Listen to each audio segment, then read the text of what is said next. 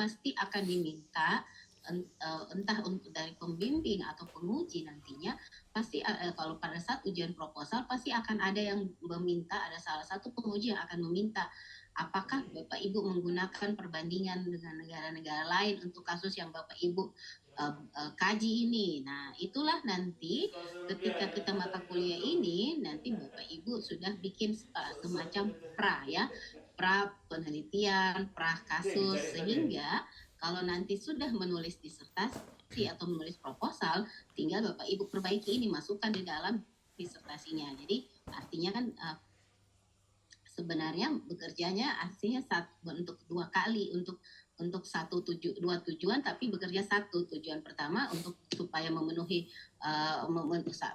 syarat formal untuk dapat nilai dari saya. Yang kedua adalah bisa Bapak Ibu gunakan untuk proposalnya. Jadi nanti saya minta masing-masing menuliskan atau membuatkan mencari kasus perbandingan yang berhubungan dengan disertasi atau kajian yang Bapak Ibu akan tulis, ya. Jadi seperti itu. Bapak Ahmad Jufri, Bapak Ibu Jessica dan Jessica ini maaf ibu-ibu ya, dan Bapak ya boleh nyalakan kamera supaya kita tahu ya. Nah, oke.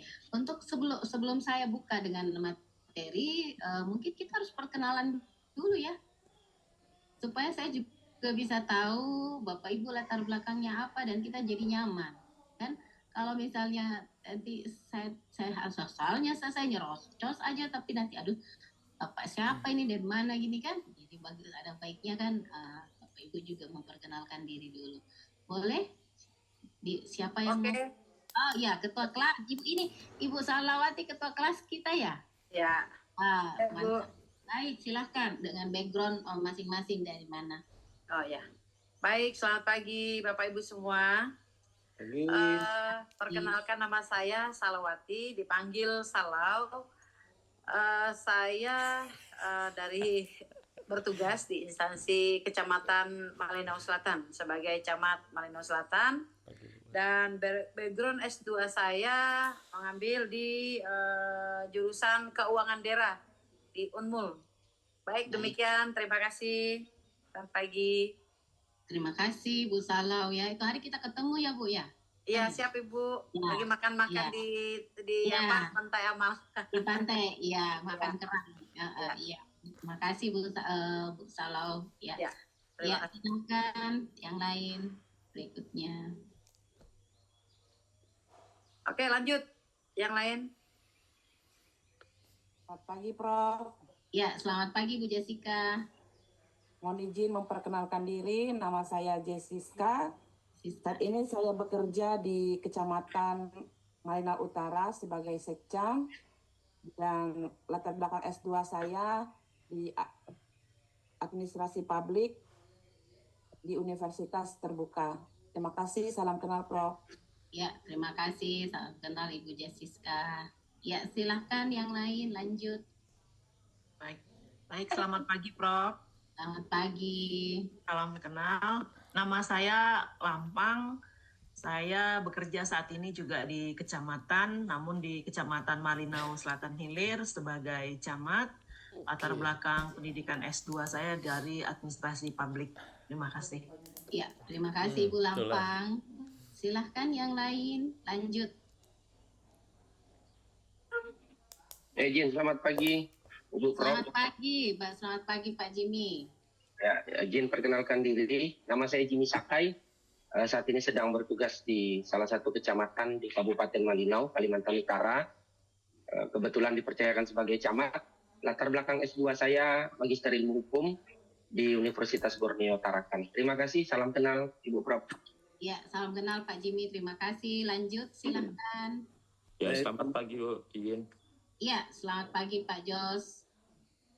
Ya, izin perkenalkan, nama saya Jos Prianto, saya bekerja di Kecamatan Malinau Selatan, dan latar belakang S2 saya Magister Kebijakan Publik di Universitas Mula Warman Samarinda.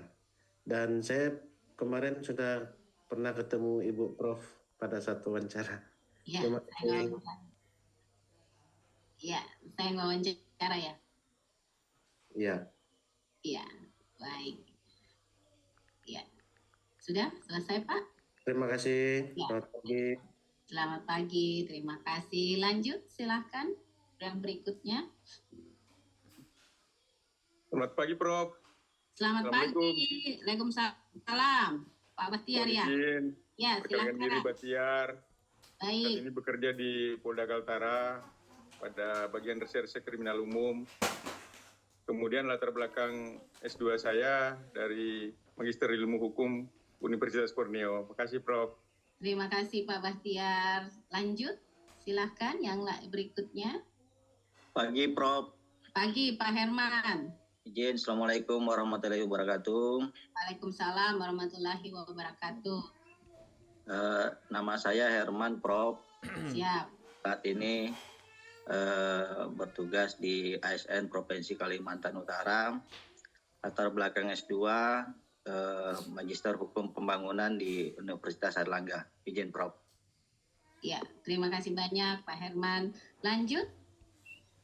Siapa Izin, lagi? Prof. Siap, siapa? Henry. Oh, Nama iya, saya Pak Henry Henry, Lencau. silakan.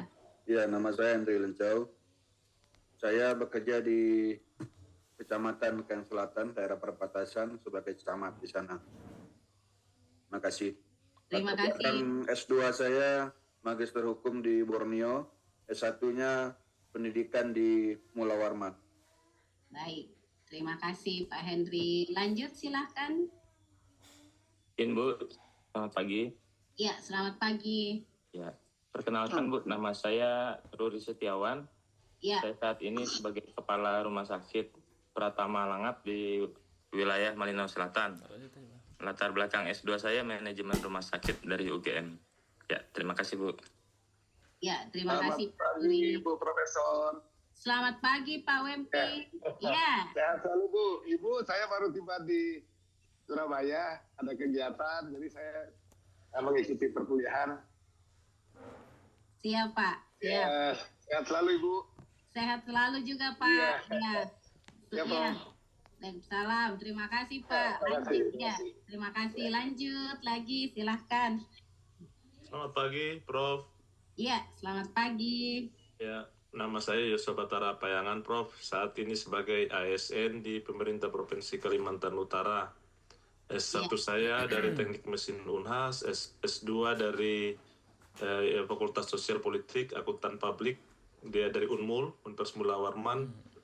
Demikian, Prof. Terima kasih.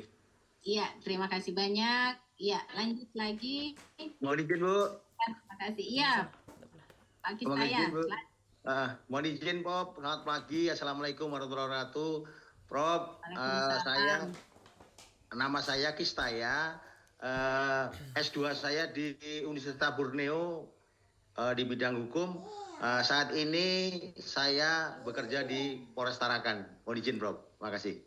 Terima kasih Pak Kistaya. Selanjutnya masih ada? Izin Prof. Selamat pagi Prof. Oh, Assalamualaikum Pak Dede, ya. warahmatullahi wabarakatuh. Salam.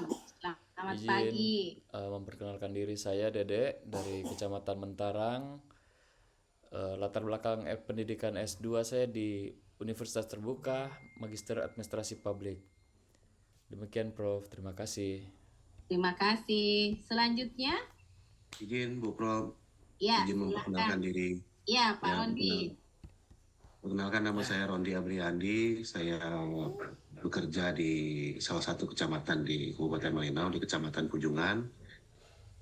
Latar belakang pendidikan S2 saya Magister Kebijakan Publik. Demikian Prof. Terima kasih atas perkenalannya. Terima kasih banyak. Ya, selanjutnya apa masih ada? Sudah semua? Ya, izin Prof. Sudah semua? Sudah semua, baik. Sudah semua ya.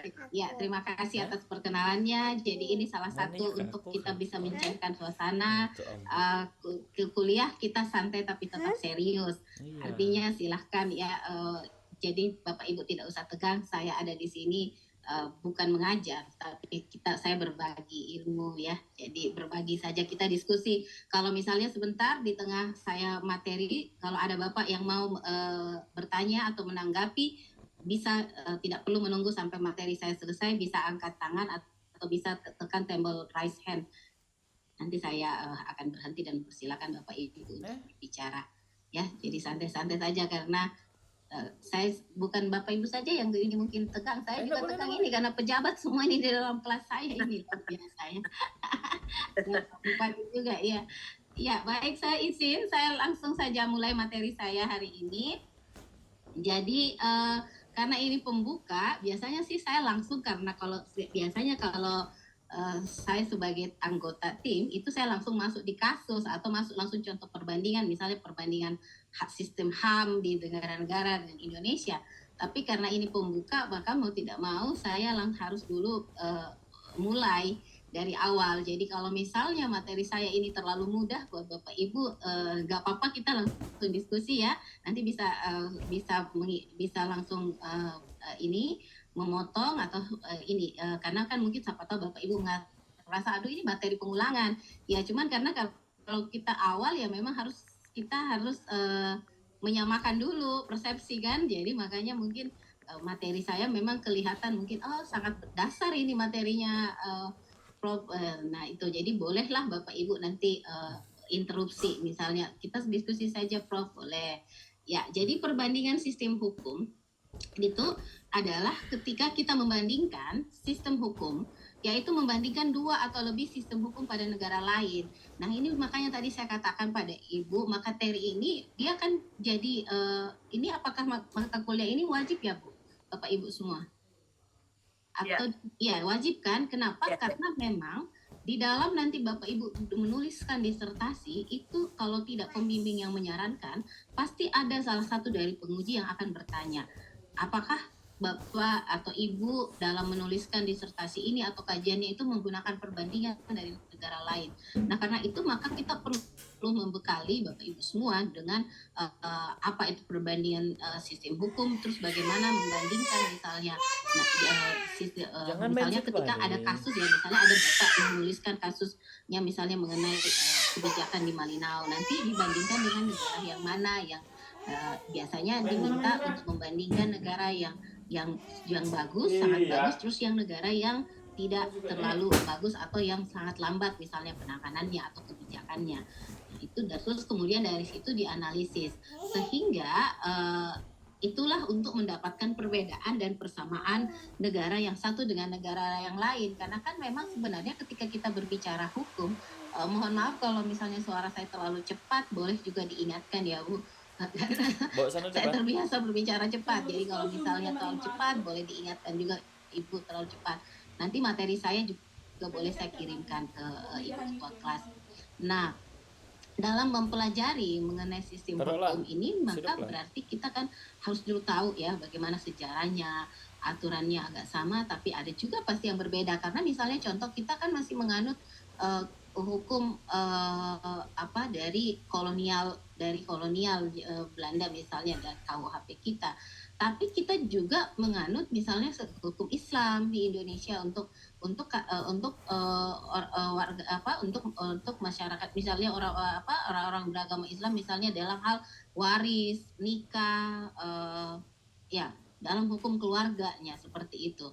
Nah, namun misalnya, jadi jika ada kesamaan aturan antara negara satu dengan yang negara lain, maka tetap pasti dimanapun itu ketika kita berbicara tentang perbandingan hukum, baik sejarahnya, pasti tetap ada prosedur dan filosofinya yang misalnya mendasari kenapa dibuat hukum atau misalnya dicetuskan atau dibuat misalnya hukum ini, termasuk juga di Indonesia sekalipun kan kita walaupun misalnya kita menganut sistem hukum misalnya, kita tetap banyak ada juga misalnya contoh misalnya di KUHP itu kita masih menganut living law atau hukum adat atau hukum yang berlaku di masyarakat atau yang disebut living law, hukum yang berlaku yang hidup yang di masyarakat, sehingga kita masih menjunjung tinggi atau kita masih memberikan ruang kepada yang sangat besar dan diatur dengan hukum, masih dilindungi, itu hukum adat misalnya. Itu kan itu tentu misalnya berbeda ketika kita melihat hukum yang berlaku di Belanda sendiri ya, karena kita sudah yang kita adopsi juga dalam KUHP kita. Nah, itu. Di sini ada pendapat ahli yang saya kutip itu dari Peter de Kraas, mengatakan bahwa perbandingan hukum adalah ilmu pengetahuan yang mendeskripsikan kajian yang sistematis terhadap berbagai tradisi hukum dan aturan hukum tertentu dengan menggunakan pijakan komparatif. Nah, itu. Jadi memang ketika kita berbicara tentang sistem hukum, maka dia akan membandingkan sistem hukum yang satu dan sistem hukum yang lain. Dan nanti ketika misalnya kita masuk di materi berikutnya minggu depan misalnya atau minggu depannya lagi, itu kita akan melihat bagaimana banyaknya atau kayanya sistem hukum dari negara-negara lain. Dan ternyata memang walaupun dia ada kesamaan, tapi tetap saja ada perbedaannya juga. Ya, Ben Hope itu mengemukakan bahwa perbandingan hukum menunjukkan bagaimana masyarakat dari keadaan awal dan umum itu telah mengembangkan secara bebas konsepsi mengenai hukum tradisional. Bagaimana seseorang memodifikasi lembaga yang diwariskan secara turun-temurun menurut sudut pandangnya masing-masing, sampai bagaimana atau tanpa adanya hubungan material. Jadi sistem hukum dari bangsa yang berbeda berkembang berdasarkan prinsip-prinsip umum evolusioner. Secara singkat, ya, perbandingan hukum ini itu berusaha menemukan ide hukum dalam bermacam sistem hukum yang ada.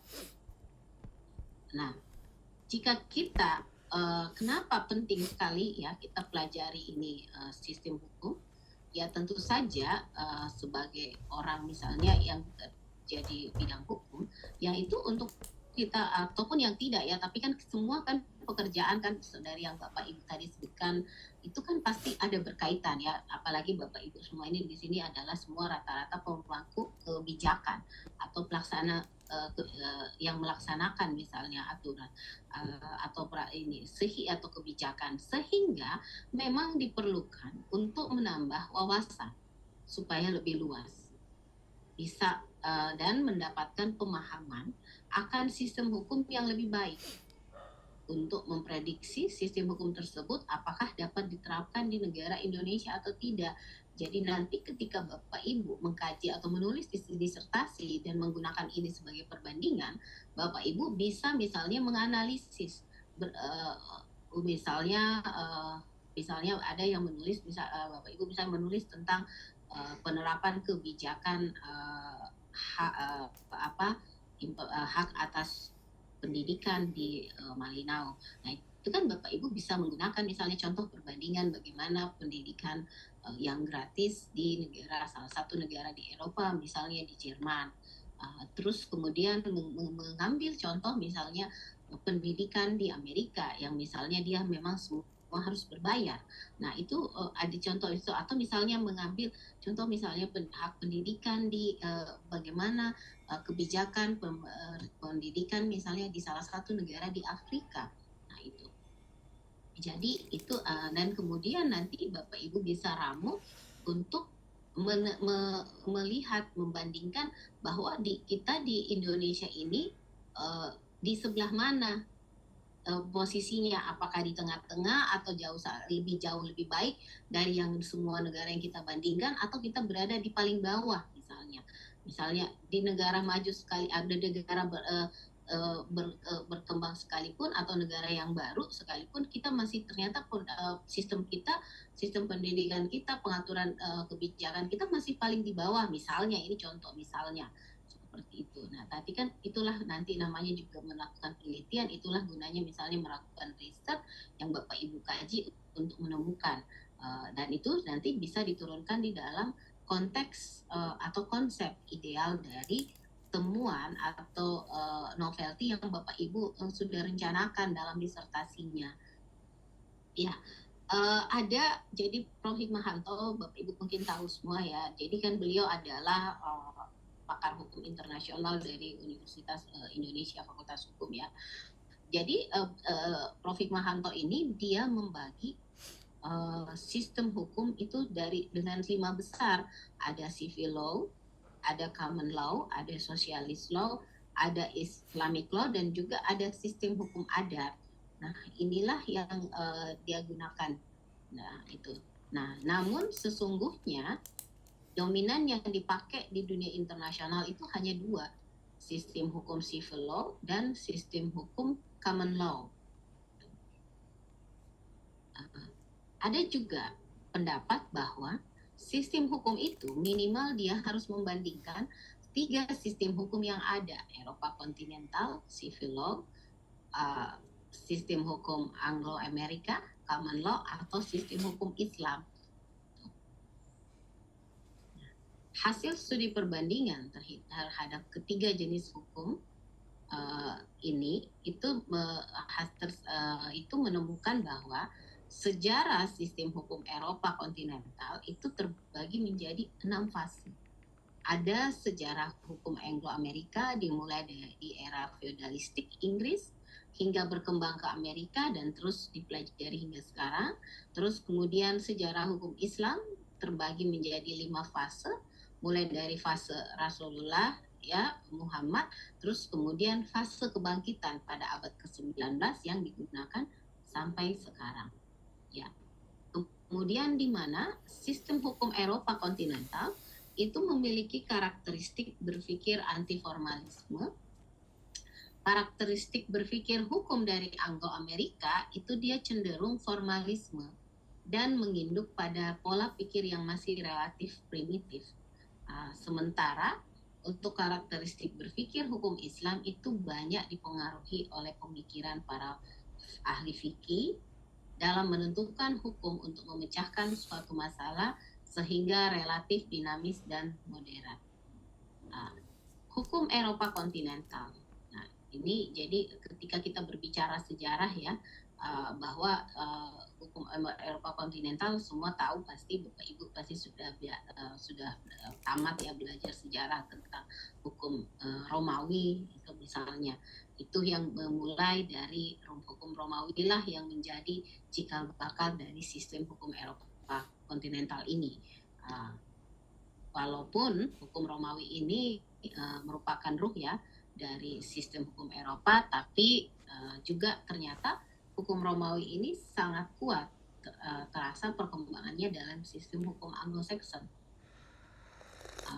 di mana banyak pencipta kaidah dari sistem hukum Anglo-Saxon ini terbiasa dia mempelajari dulu hukum Romawi atau sistem hukum Eropa kontinental, karena memang kan kita kalau apalagi kalau misalnya dalam hukum internasional yang kita tahu kan itu ya yang paling pertama ada mereka menciptakan sistem hukum itu adalah hukum Romawi ya, nah Kaisar Romawi ketika itu.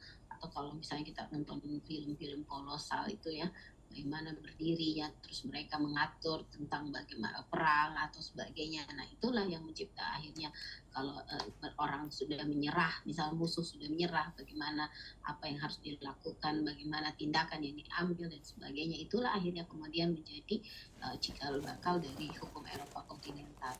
Karena itu, maka sistem hukum Eropa kontinental ini biasa disebut sebagai sistem hukum Romano-Germania, atau sekarang dia dikenal dengan civil law system.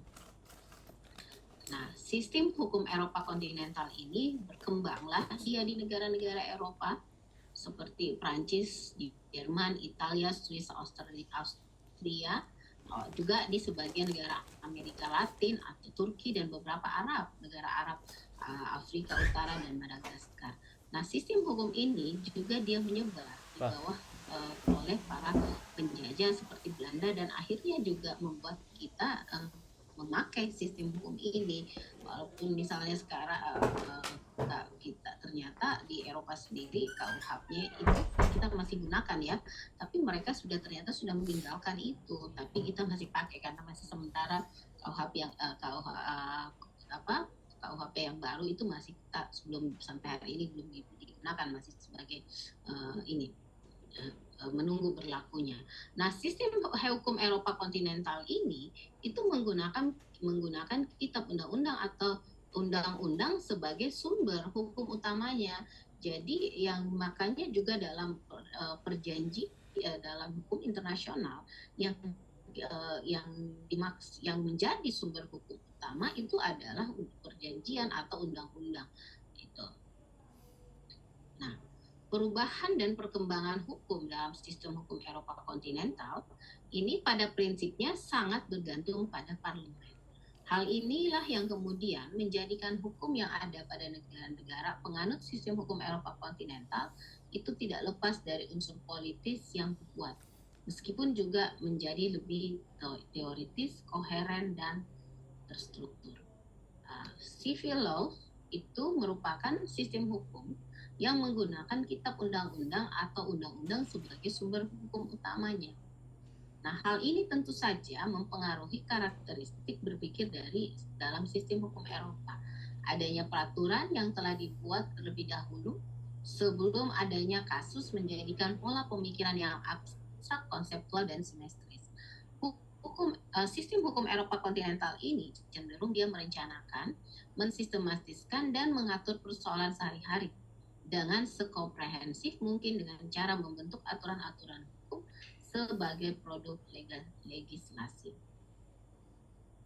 Di mana sistem hukum Eropa kontinental ini bertolak pada suatu prinsip umum ke prinsip umum lainnya. Dalam menangani suatu perkara, hakim akan mencari rujukan aturan-aturan yang sesuai dengan perkara yang sedang ditanganinya. Hakim pada sistem hukum Eropa kontinental itu harus bersifat aktif dalam menemukan fakta dan cermat dalam menilai alat bukti, sehingga dapat memperoleh gambaran yang lengkap dari suatu perkara. Setelah itu, hakim dapat memilih aturan apa yang diterapkan atas perkara yang ditanganinya. Kemudian, ketika kita beranjak ke sistem hukum Anglo-Saxon. Nah, dimulai dari berkembangnya sejak abad ke-16 di negara Inggris. Nah, ini kemudian didukung keadaan geografis serta perkembangan politik dan sosial yang terus-menerus, sehingga sistem hukum ini dengan pesat dan berkembang hingga di luar wilayah Inggris seperti di Kanada, Amerika, dan negara-negara bekas koloni Inggris atau Commonwealth, persemakmuran, negara-negara persemakmuran. Mereka pakai sistem hukum Anglo-Saxon. Ya, jadi dalam sistem hukum ini itu tidak dikenal sumber hukum baku seperti halnya di civil law. Sumber hukum tertinggi hanyalah kebiasaan masyarakatnya yang dikembangkan di pengadilan telah menjadi keputusan pengadilan. Sumber yang berasal dari kebiasaan inilah yang kemudian menjadikan sumber di sistem hukum ini disebut common law system atau unwritten law, hukum yang tidak tertulis. Nah, keunikan atau kekhasan tatanan hukum Inggris itu adalah peranan penting yang ingin dimainkan oleh juri di dalam institusi peradilan, dan sampai hari ini kan mereka masih memakai ya sistem juri ya yang dipilih dari tokoh-tokoh masyarakat atau dari hakim dari ada apa toh macam-macam, nanti dijadikanlah juri di dalam satu perkara pengadilan. Hakim tugasnya hanya mendengarkan mereka punya pernyataan, masukan dan sebagainya baru memutuskan. Jadi hakim beda dengan sistem hukum civil law yang memang hakim berperan penting. Ada saya punya teman dulu di New Zealand ya, waktu itu saya pertukaran pelajar di sana. Teman saya itu pernah mengirim kabar ke saya sekarang jadi juri law di pengadilan untuk kasus itu. Terus saya tanya, bagaimana caramu masuk? Ya kan memang begitu modelnya, kita diminta aja siapa yang mau, jadi kayak volunteer begitu, terus mereka mendaftar. Nah itu. Nah, keunikan atau kekhasan dari tatanan hukum Inggris itu adalah peranan penting yang dimainkan oleh juri di dalam institusi peradilan. Asal mula sistem ini dapat ditelusuri kembali sampai periode kedua abad 12, dengan kata lain sampai periode yang sama dengan terbentuknya common law. Juri di dalam perkara-perkara hukum baru terbentuk sebagai akibat sederetan tindakan untuk menghindari apa yang disebut dengan Godsardelen atau putusan-putusan kehendak Tuhan, atau setidaknya menghapuskan. Pada tahun 1116, Raja misalnya mengeluarkan pernyataan writ baru, Writ of Novel Disseisin, di mana ia memerintahkan sheriff untuk mengumpulkan 12 orang dari daerah tertentu untuk menerangkan di bawah sumpah apakah pemegang kekuasaan atau sebidang tanah secara keliru dan tanpa vonis telah mengeluarkan pihak penggugat dari tanah tersebut. Ini salah satu contoh kasus dimulainya ada juri, sistem juri dalam satu pengadilan di sistem common law ini. Nah, hampir bersamaan dengan hal ini, maka penuntut umum di dalam perkara pidana diganti oleh sebuah juri. Juri ini yang kemudian disebut grand jury, terdiri dari 23 orang yang telah diangkat sumpah dari setiap distrik. 12 yang diangkat sumpah dari setiap 100 orang yang harus mengajukan tuntutan terhadap kejahatan-kejahatan pembunuhan, pencurian, dan sebagainya. Orang yang diangkat sumpah tersebut harus memutus berdasarkan pengetahuan mereka sendiri atas perkara ini dan juga mengenai apa yang menjadi buah mulut atau buah bibir ya yang dari orang-orang yang di daerah yang bersangkutan. Nah, jadi mereka tidak boleh mengumpulkan bukti. Hal yang tersebut terakhir adalah tugas dari juri kedua yang disebut petty jury. Jadi ada juri pertama, juri kedua. Petty jury yang selaku itu yang terdiri dari 12 orang itu disebut sebagai boni homines, itu orang laki-laki yang baik. Yang diangkat sumpah dipilih dari warga negara setempat. Juri mencapai vonis melalui evaluasi pengetahuan lokal, tidak harus melalui penyajian bukti faktor berbeda. Inilah yang membedakan dari sistem pengadilan civil law. Nah, pada zaman Henry II itu mengembangkan sendiri praktek pengiriman hakim dari pengadilan pusat untuk mendengar berbagai perselisihan di seluruh negeri. Hakim akan menyelesaikan sengketa secara ad hoc sesuai dengan apa yang mereka tafsirkan. Hakim raja kemudian akan kembali ke London dan membahas kasus mereka dan keputusan yang mereka buat dengan hakim lainnya. Nah, keputusan ini yang akan dicatat dan diajukan. Nah, jadi dalam waktu aturan yang dikenal sebagai stare decisis atau juga inilah yang biasa dikenal atau kita kenal sampai saat ini sebagai precedent, itu dikembangkan, di mana hakim akan terikat untuk mengikuti keputusan hakim sebelumnya. Dia diperlukan untuk mengadopsi interpretasi sebelum hakim sebelumnya dan menerapkan prinsip-prinsip yang sama diumumkan oleh hakim sebelumnya. Tentu saja jika dua kasus harus fakta yaitu adalah ada kesamaan fakta atau mirip.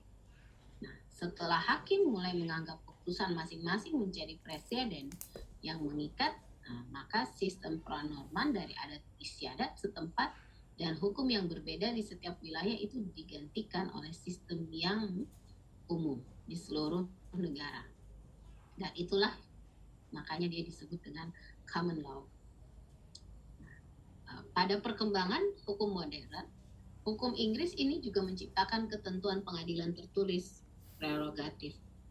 Ya, ada set yang dikenal dengan istilah certiorari, mandamus, dan juga prohibition, di mana memungkinkan diajukannya keberatan terhadap keputusan administratif dari organ dan pejabat negara, yang dengan demikian tidak perlu menciptakan suatu peradilan administratif sendiri. Jadi kalau di kita kan ada ya seperti kayak PT UN seperti itu. Kalau di sini mereka di situ saja satu sistem hukum.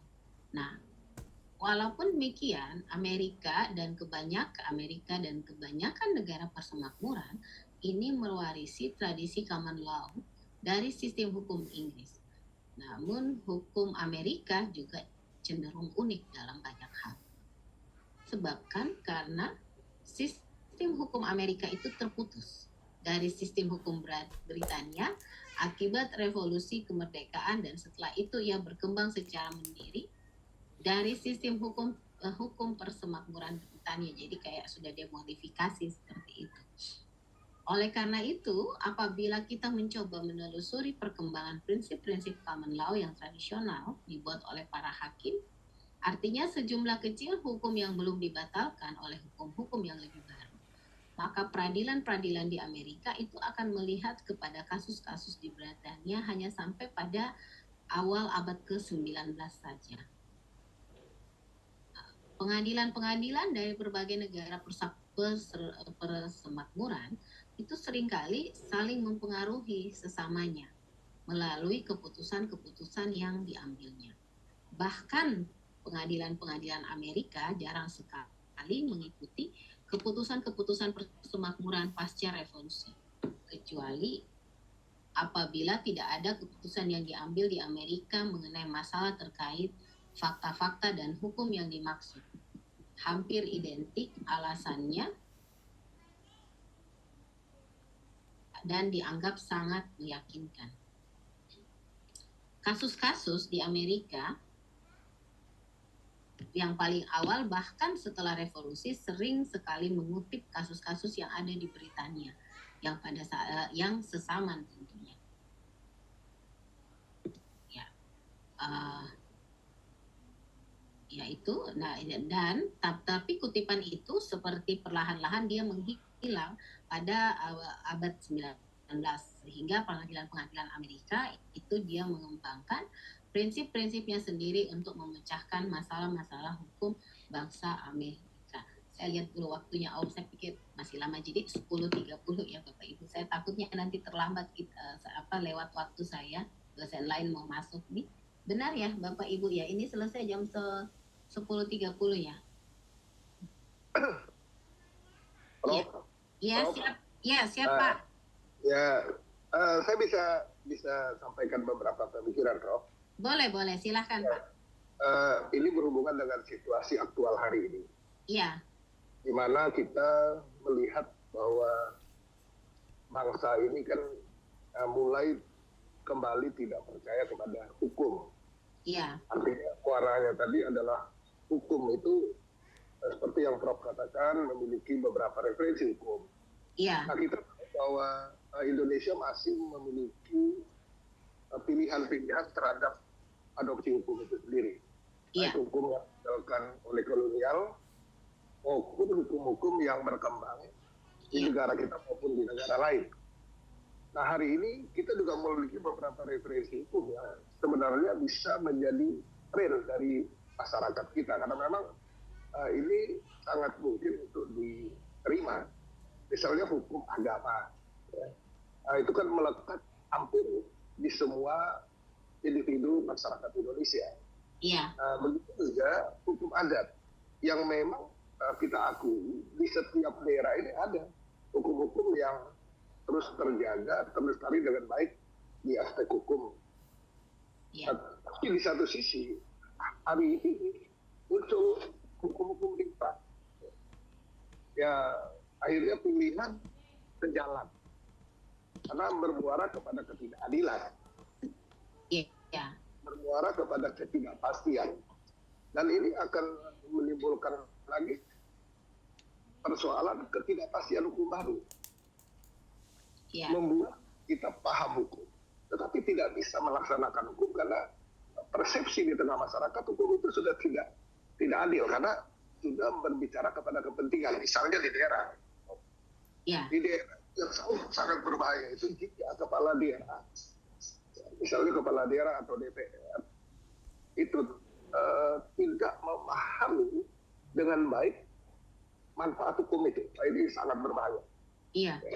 Nah, sementara untuk mengendalikan kekuasaan hari ini sangat efektif melalui produk hukum. Iya. Itulah produk hukum, misalnya peraturan daerah, peraturan bupati atau surat keputusan bupati, bahkan sampai kepada kepala desa. Karena itu akan berdampak luas kepada kehidupan masyarakat itu sendiri. Nah, bagaimana solusi yang bisa kita hadirkan bersama, ya sehingga kita orang-orang yang belajar hukum ini ingin menghadirkan hukum ini benar-benar memiliki perspektif yang sama, paling tidak mendekati keadilan itu. Iya. Kadang-kadang untuk melihat hukum itu bisa berjalan dengan baik, ambillah contoh, saya pernah berdiskusi dengan beberapa pihak. Pak Wendy, kalau ingin melihat hukum itu efektif, coba uji saja hukum itu di tempat yang berpotensi konflik. Aduh, saya bilang maksudnya bagaimana? Narasinya ke sana. Kalau di sana masyarakatnya menolak dengan draft hukum itu, rencana hukum itu pasti ada reaksi. Iya. Tetapi itu hanya terjadi pada sumber daya manusia yang baik. Tapi ini manusianya yang baik. Kalau tidak baik, itu akan terjadi proses pembiaran. Iya. Proses pembiaran, dan begitu menjadi produk hukum, maka ada pihak-pihak yang memanfaatkan produk tadi untuk kepentingan mereka. Ya karena mereka mau menguasai kepentingan tadi kan melalui hukum. Iya. Nah, jadi ini yang kadang-kadang yang membuat kita seringkali melihat produk hukum yang dikeluarkan tidak benar-benar teruji secara luas balik hukum. Nah, mungkin harapan kami, pertanyaan saya, apakah ada forum? Ya, forum terhadap kajian hukum yang memang satu payung, satu wadah di negeri ini, Prof. Sehingga semua produk yang sedang dilaksanakan hari ini itu masih relevan dengan kehidupan kita hari ini. Iya. Dan mungkin ada hukum-hukum baru yang perlu dipikirkan bersama, sehingga ini benar-benar efektif untuk memberi kepastian hukum bagi negeri ini. Mungkin sementara begitu, Prof. Iya, terima kasih Pak MP. Iya, ini pemikiran yang Izin, Prof. Bagus. Iya, silahkan mau bicara dulu atau saya tanggapi dulu Pak. Lanjutkan dulu Bu, biar MP. sekalian. Oke, baik. Silahkan. Iya. Assalamualaikum warahmatullahi wabarakatuh. Waalaikumsalam. Ahmad Jupri, Prof. Ya, baik Pak Ahmad Jupri, silahkan. Ya, Ketua DPRD Kalimantan Utara. Terima kasih. Ya. Tadi belum sempat berkenalan karena sinyalnya kurang baik. Siap, lagi di perjalanan. Iya, silahkan. Ya, selamat pagi teman-teman semuanya, Pak Wempi dan yang lain-lain. Saya melihat sistem yang dituntut masyarakat pada hari ini, memang kita melihat situasi lagi kurang kondusif nih Bu. Iya, betul. Sampai kita mencoba melihat di AI, seandainya DPRD itu tidak ada, dihilangkan, keinginan itu ternyata tidak bisa juga di negara kita yang sudah terbentuk di dalam Undang-Undang 45 ini, bahwa itu sudah menjadi satu dengan pemerintah, apalagi ada lagi peraturan menteri yang mengatakan bahwa pemerintahan itu adalah Undang-Undang nomor 20 tahun 1900 tahun Undang-Undang 20 kalau tidak salah, itu mengatakan bahwa pemerintahan itu pemerintah dan DPR itu adalah penyelenggara pemerintahan bersama-sama gitu Bu. Jadi banyak sekali aturan yang melatar belakangin aturan-aturan itu ya di sistem itu. Jadi tuntutan hari ini yang sampai membakar termasuk di Makassar yang hari ini sudah 2 kantor DPRD yang hangus terbakar. Ludes itu ya. Ini sehingga pemerintahan ini akan timpang akhirnya kalau begini keadaan situasi. Jadi kami sebagai masuk penyelenggara pemerintahan ini ikut prihatin melihat keadaan begini. Mudah-mudahan di Kalimantan Utara tidak terjadi ya. Kalau kita melihat ini sudah bingung ini untuk mengatasi ini. Apalagi sistem pemerintahan ini, keputusan kami lagi membahas tentang APBD perubahan. Seandainya ini di daerah Makassar juga membahas itu, artinya roda pemerintahan itu tidak jalan, Prof. Ya. Jadi sistem kita ini pengen ada, saya tidak tahu ada perubahan. Mungkin ini di zaman waktu-waktu ini sangat menarik untuk kita bahas, Prof. Karena memang ini yang kita hadapi saat ini. Ya. Silakan saya menambahkan saja, Pak Wempi punya tadi, kita judulnya hampir sama, tapi melihat sistem pemerintahan saya. Saya mohon maaf kalau sinyalnya kurang baik, Prof. Karena saya lagi di perjalanan. Terima kasih. Siap. Terima kasih. Assalamualaikum warahmatullahi wabarakatuh. Waalaikumsalam warahmatullahi wabarakatuh. Ada lagi yang mau menambahkan? Jadi ya kelas ini kan memang kita diskusi ya, jadi lebih bagus kalau kita berdiskusi. Jadi ketika Bapak dan apalagi semua di kelas ini kan aparat penyelenggara ya, dan juga wakil negara. Kalau kita bisa bahasakan kan wakil negara atau pemerintah kan itu dari tingkat paling rendah itu RT sebenarnya sampai yang paling tertinggi. sehingga ya baguslah kalau apalagi kalau misalnya bapak ibu juga mau menyuarakan unek-uneknya dalam menyelenggarakan di kebijakannya, ya silahkan, dengan senang hati kita bisa diskusi. Inilah gunanya kelas. Jadi saya sependapat ya dengan Pak WMP juga dan juga tentu Pak Jufri bahwa betul memang ya, tapi mau situasi saat ini hari ini khususnya tadi saya bangun juga pagi itu saya langsung buka WA, aduh sangat mencekam ya, ternyata di Makassar juga pun demikian, kantor DPRD 2 provinsi maupun kota itu terbakar ya, hangus, banyak sekali motor, ada juga termasuk motor mobil juga dibakar, terus ada juga korban, ada yang meninggal. Itu kan berarti ya seharusnya kalau saya ya dari sisi saya itu adalah bahwa harusnya ada tindakan sudah dari pemimpin tertinggi itu kan sudah harusnya mengambil tindakan ini, ada apa dalam bentuk apa misalnya berbicara atau apa. Kalau kita berbicara dari sistem hukum ya seperti inilah memang hukum yang ya kita sistem hukum kita kan, kalau misalnya kalau kita berbicara dalam ranah bahwa semua harus dibuat aturan, semua sudah ketentuannya sudah ada, sisa dilaksanakan koridornya. Kadang memang kalau kita orang hukum itu kita bisa paham bahwa ya aturannya seperti ini prosedurnya seperti ini, tapi mungkin masyarakat itu yang tidak bisa kita misalnya memahami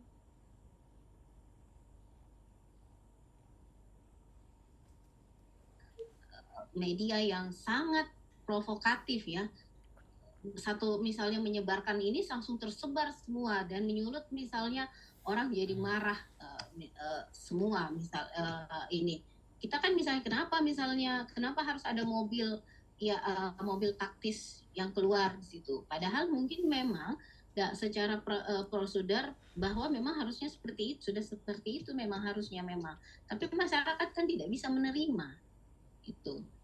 Jadi yang memang harus dilakukan adalah misalnya Bapak Ibu sebagai pemangku kebijakan mungkin bagaimana misalnya mengambil tindakan langsung untuk menenangkan dulu, atau misalnya berbicara di media atau mengambil tindakan ini, karena yang minimal berbicara seperti itu ya kalau menurut saya. Karena kalau misalnya kadang memang kita misalnya contoh saya banyak sekali misalnya mahasiswa datang ke saya kalau saya mengajar HAM, Prof, sia-sia ini kita belajar HAM karena banyak sekali kasus-kasus pelanggaran HAM berat yang tidak bisa terselesaikan sampai hari ini. Mereka menggebu-gebu.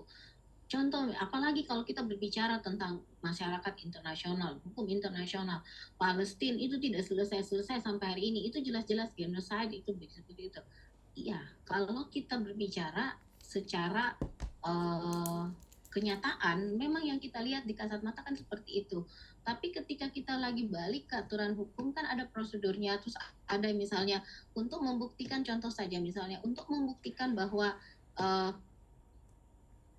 dia adalah masuk kejahatan pelanggaran HAM berat saja, itu tidak semudah itu misalnya dengan hanya orang melihat dari kasat mata, tapi harus melalui pembuktian yang diatur dalam undang-undang kan Pak Bu, yang ada di undang-undang. Misalnya contoh untuk membuktikan itu adalah kejahatan against humanity atau itu adalah genosida saja, kita harus melihat dari bunyi, atau kita harus membaca dari misalnya contoh undang-undang pengadilan HAM misalnya, apa yang dimaksud dengan genosid, apa yang dimaksud dengan kejahatan against humanity.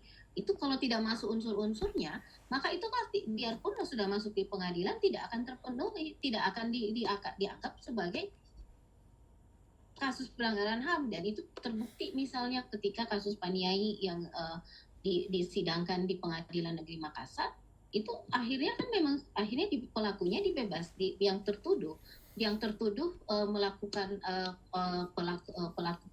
pelaku kejahatan Paniai itu ternyata kan akhirnya dibebaskan karena tidak memenuhi unsur-unsur itu.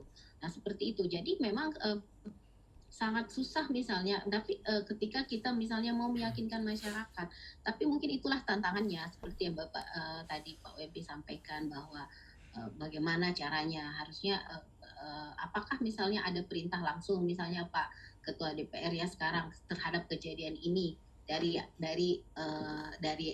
yang atas, misalnya ada perintah langsungkah untuk melakukan siaga, contoh misalnya masing-masing kepala daerah melakukan apa misalnya untuk menjaga situasi keamanan misalnya saat ini, atau apakah yang dilakukan misalnya saya diskusi lepas misalnya dengan harusnya bagaimana harusnya tindak Polri melakukan apa, ya ada keputusan apa yang dibikin secara cepat untuk membuat situasi sejak ini kondusif. Karena kalau misalnya kita lihat dari segi hukum, ya memang tetap seperti itu, aturannya sudah seperti itu.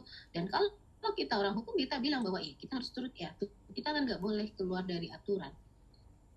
Misalnya, apakah tindakan pembakaran itu pelanggaran? Iya, pasti itu pelanggaran hukum. Tapi siapa yang mau dibawa yang mau diproses ini? Karena ini masa ini yang bergerak tidak sapa misalnya.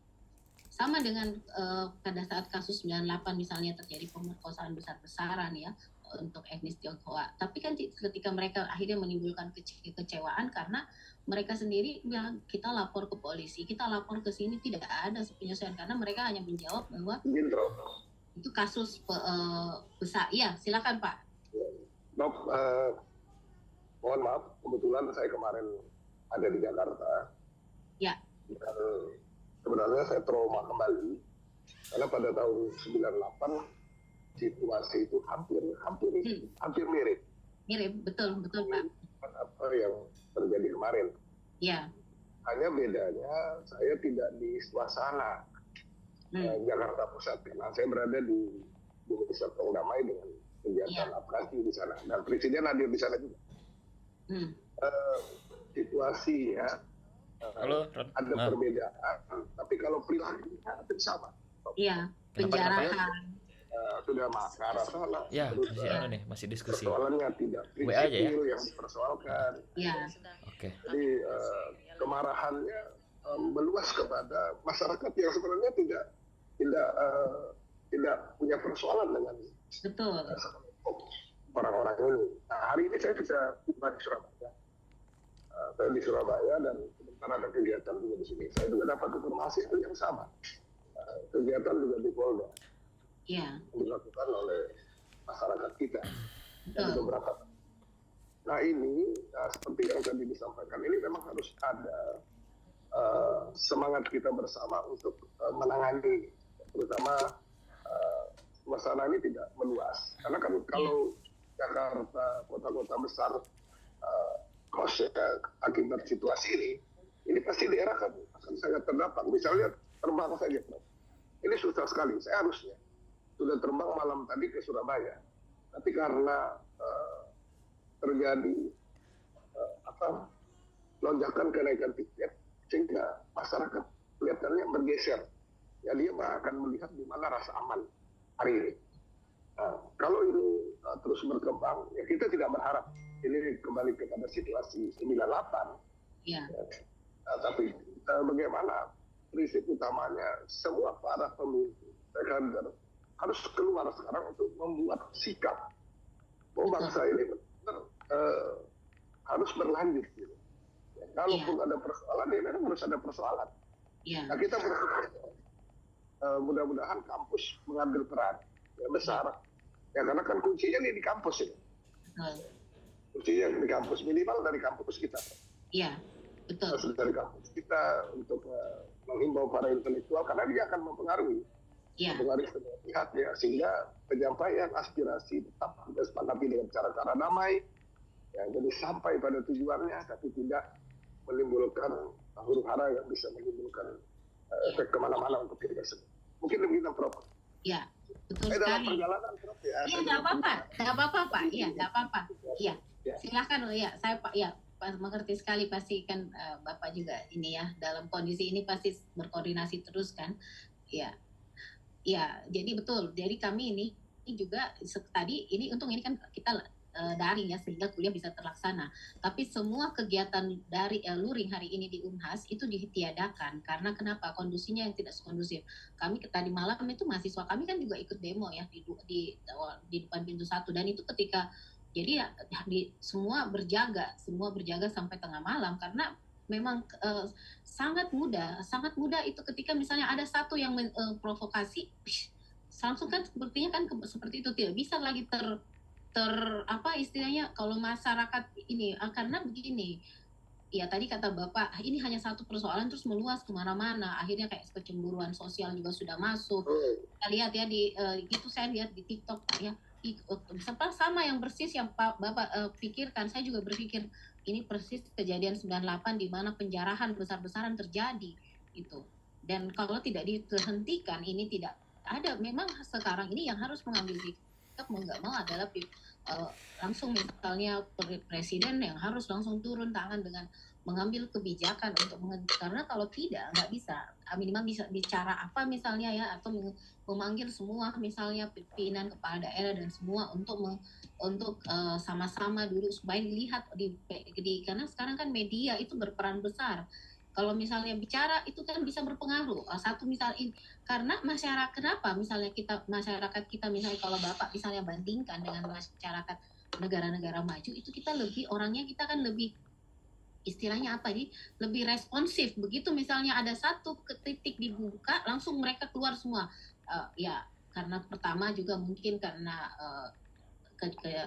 itu mudah sekali terprovokasi karena pendidikan kan tidak merata, pemahaman juga tidak merata gitu ya. Jadi sedikit saja terprovokasi itu bisa namun ketika kita orang yang misalnya punya pemahaman hukum, mungkin hari ini mungkin kita tidak lagi bicara misalnya ayo ini jangan melanggar hukum, tidak bisa kita tidak bisa lagi mengatakan seperti itu di depan, tapi yang harus dilakukan memang harus ada tindakan supaya untuk misalnya supaya kondusif bisa tenang bisa apa. Kapolri harusnya mengambil tindakan apa misalnya untuk meredakan ini. Terus kemudian ya pokoknya semua jajaran lah misalnya Bapak itu saya doakan ya semoga semua Bapak Ibu semua yang bertugas di ranah terdepan ini untuk mengatasi protes-protes ini bisa tetap sehat, bisa tetap kuat dan bisa mengambil keputusan termasuk Pak tadi Ketua DPRD dan juga Pak Bupati dan semua jajarannya ya Pak itu. Ini itu saja. Iya. Ada lagi atau kita lanjut dalam materi bagaimana? Bapak atau mau diskusi saja? Silakan. Kalau materi kan saya bisa kirimkan. Tapi kalau Bapak mau diskusi, Bapak Ibu mau diskusi, silakan. Betul Ibu, kalau materi bisa dikirim Ibu. Tapi boleh. Diskusi dengan kerjaan. Iya, itu. Makanya saya tawarkan kalau misalnya mau melanjutkan materi atau mau melanjutkan dengan diskusi. Karena mungkin dengan diskusi di sini kan Bapak Ibu semua banyak ini yang pemangku kebijakan ini. Apa yang harus Bapak Ibu lakukan misalnya ketika besok kantor camat misalnya, mohon maaf ini bukan misalnya saya doakan, misalnya ada yang demo, misalnya ada yang datang juga di situ bereaksi juga. Nah, apa yang harus kita lakukan besok untuk mengantisipasi ini semua misalnya? Boleh kita saya punya pemikiran, Prof. Ya, silakan. Salah satu hukum di Republik ini kan, ya apakah ini benar-benar sudah ideal untuk negeri ini hari ini atau tidak? Saya pikir perlu lakukan kajian lagi. Karena tidak ada satupun pemimpin di negeri ini yang tidak bisa diturunkan. Bisa, betul. Semua bisa diturunkan, siapapun itu. Iya. Sehingga memang untuk menurunkan itu yang paling efektif ini menjadi pilihan dari berkali-kali kejadian adalah demo, Prof. Iya.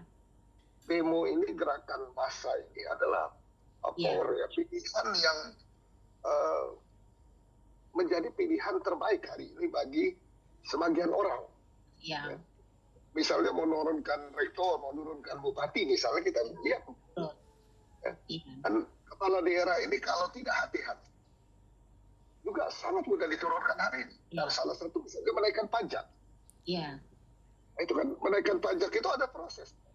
Iya. Ada proses yang dikomunikasikan oleh banyak pihak. Iya. Hingga keluarlah keputusan itu. Iya. Nah, bisa saja ya, untuk menjatuhkan pemimpin itu kan dilakukan langkah-langkah yang memang didorong agar pemimpin itu mengeluarkan regulasi itu. Iya, betul. Iya. Mengeluarkan kebijakan itu dan senjatanya adalah demo. Iya. Senjatanya yang paling efektif untuk dilakukan itu. Nah, mungkin demo ini juga harus benar-benar diperketat lagi. Ini pendapat pandangan saya. Ya. Demo ini juga harus disampaikan dengan cara-cara yang memang kita sepakat semuanya damai. Betul. Tetapi begitu dia keluar dari persoalan berarti gugurlah semua perjuangan itu. Iya, betul. Jujurlah, gugurlah semua perjuangan itu jika sudah menimbulkan kekacauan di mana-mana. Ambil contoh misalnya kejadian di beberapa daerah, Jakarta. Karena saya kebetulan kemarin ada di Jakarta. Iya. Tidak bisa keluar dari area kegiatan seluruh kepala daerah. Iya. Kepala daerah kumpul di satu tempat, dan di situ dihadiri oleh itu banyak pejabat di negeri ini. Dan kan ini berdampak sinyal hilang. Iya.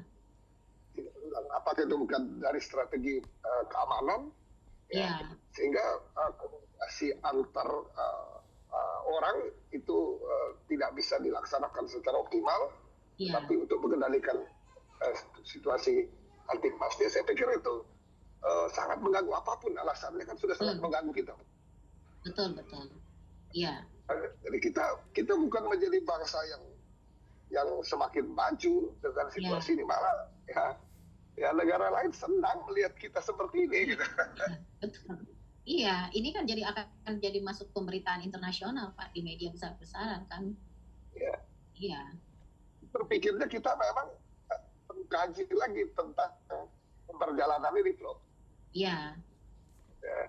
Perjalanan ini, karena jika ini tidak dicermati dengan baik, ya nanti kita semua bisa digugurkan hanya karena ketidakcermatan terhadap semua kebijakan tadi.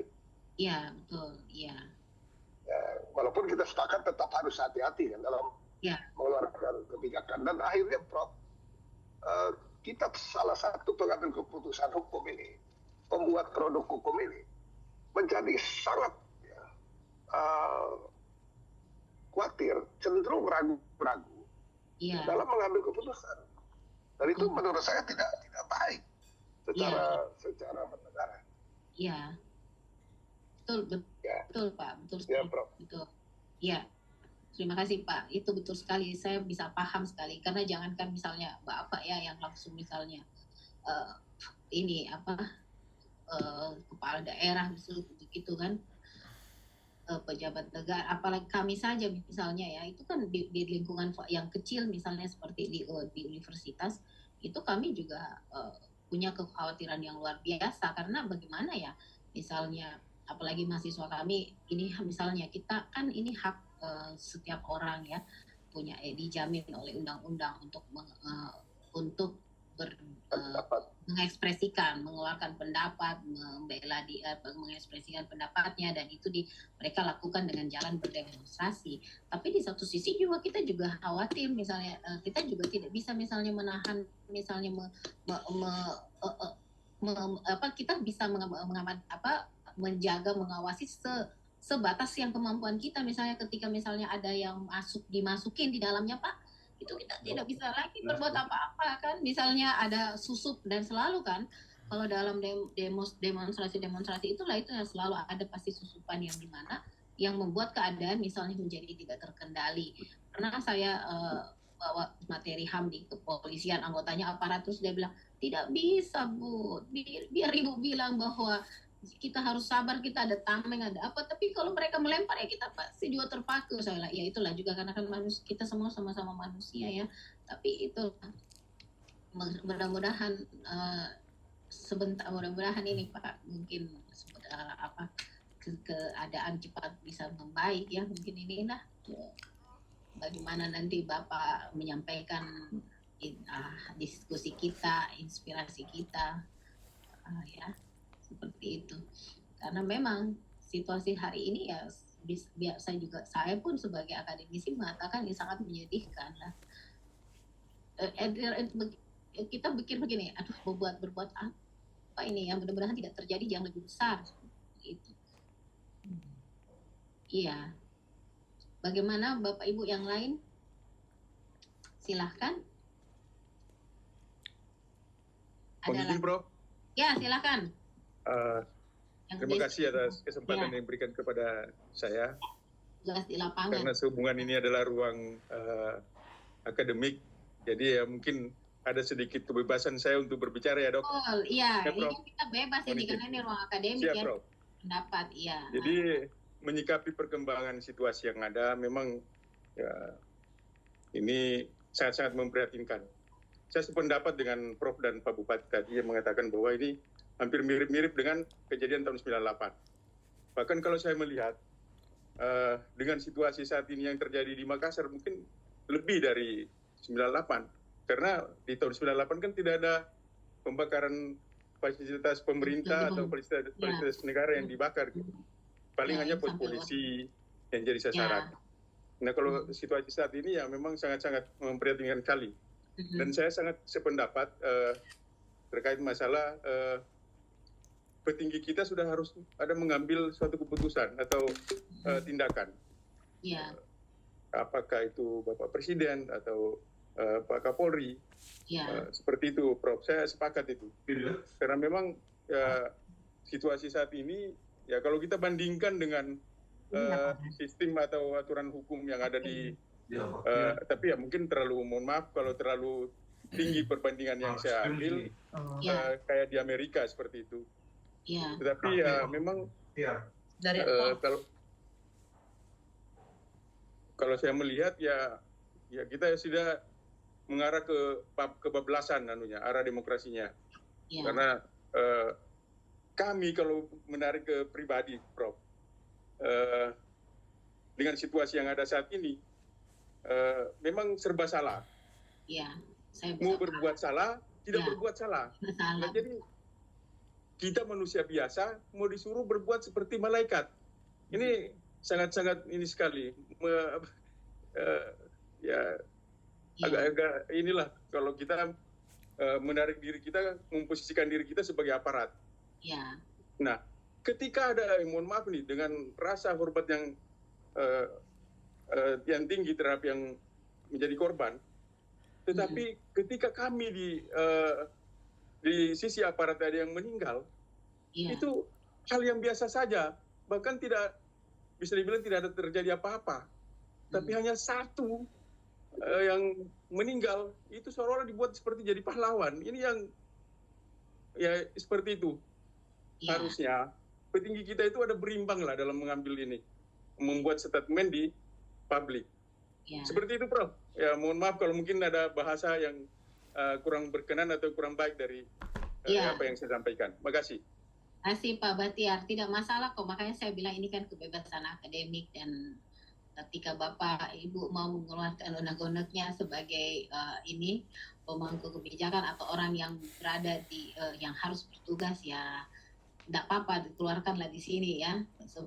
Dan juga mungkin ini kan juga nanti bisa saling ada masukan atau saling ada bagaimana kita harus bertindak selanjutnya, bagaimana harus bersikap. Tapi sekali lagi saya sangat paham pasti dengan situasi yang dihadapi Bapak Ibu, tapi konsekuensinya dari kita misalnya ya sebagai aparatur, sebagai apa ya memang ya harus seperti itu ya. Karena ya begitulah, kalau ada Bapak kita yang disalahkan, kebijakan ada juga kita yang disalahkan, kebijakan tidak dilaksanakan ini juga ya, tapi itulah konsekuensinya. Cuman sekarang waktunya adalah bagaimana memikirkan bersama-sama ini jalannya supaya tidak misalnya meluas.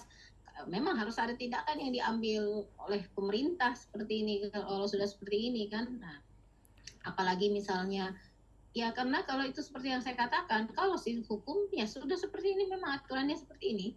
Nah, mungkin kalau dikatakan sudah sesuai prosedur, saya dengar kan kemarin misalnya kan ada ya beredar itu videonya misalnya kesaksian dari driver mobil taktis.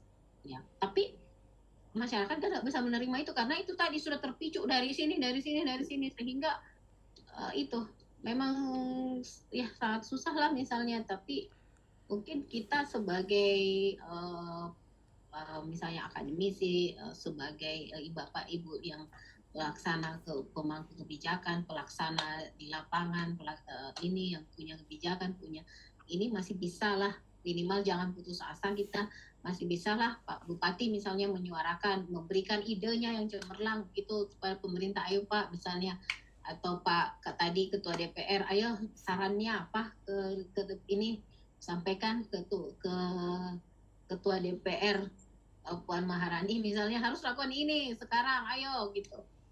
Seperti itu ya, atau Bapak Ibu Camat misalnya, ayo kita antisipasi buat langkah-langkah apa misalnya kembali. Karena semua misalnya aturan sudah ada sebenarnya, walaupun memang dari kebijakan-kebijakan itulah misalnya juga ada yang menimbulkan kekecewaan misalnya di masyarakat atau tidak puas. Tapi kan sebenarnya kalau kita orang hukum, kita tahu ya, kalau misalnya ada satu undang-undang atau satu pasal yang tidak disetujui, itu kan ada metode, ada proses pengajuannya untuk misalnya ditinjau kembali di MK, di Mahkamah Konstitusi, ada di MA, ada. Cuman kan masyarakat itu, saya bilang masyarakat umum itu nggak bisa. Mereka tidak tahu yang begitu. Jadi ketika ini ada seperti ini, mereka ikut saja begitu kan. Nah sementara. Mohon izin Prof. Ya silakan. Sebenarnya